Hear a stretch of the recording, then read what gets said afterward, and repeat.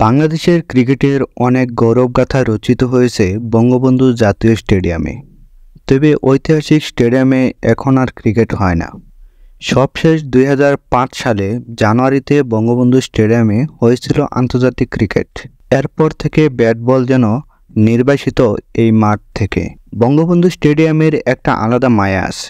Football, cricket, athletics, বাংলাদেশের অনেক খেলা অতীতে এখানে হয়েছে।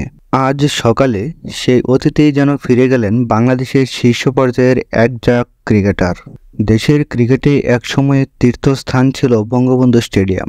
২০০৬ সালে এই মাঠ ফুটবলের জন্য বরাদ্দ পায় এবং মিরপুর শেরেবাংলা স্টেডিয়াম হয়ে যায় ক্রিকেটের নতুন ঠিকানা।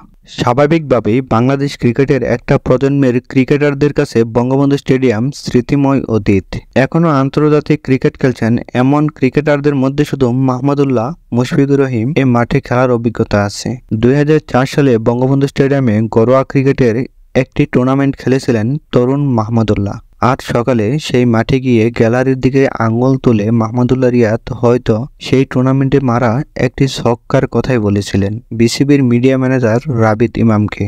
সেখানে উপস্থিত ছিলেন সাবেক ক্রিকেটার ও বিসিবির ক্রিকেট পরিচালনা বিভাগের সহকারী ব্যবস্থাপক শাহরিয়ার নাফিস। ঐতিহাসিক এই স্টেডিয়ামে পা রেখে স্মৃতিকাতর হয়ে পড়েছিলেন তিনি। ফিরে গিয়েছিলেন প্রায় ২ দশক আগের স্মৃতিতে। নাফিস বলেন, বঙ্গবন্ধু স্টেডিয়ামে ফিরে ভালো লাগছে। আমাদের জীবনের খেলার প্রতি আগ্রহ তৈরি হওয়া, খেলা দেখে শেখা সব এই স্টেডিয়ামকে কেন্দ্র করেই।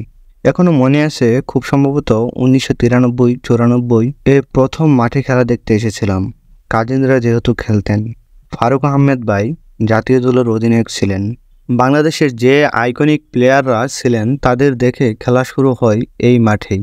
বন্ধুরা, বঙ্গবন্ধু স্টেডিয়ামে আবারই খেলা শুরু হলে তোমাদের কেমন লাগবে? তোমাদের অনুভূতি কি? অবশ্যই কমেন্ট সেকশনে বলে যাবা।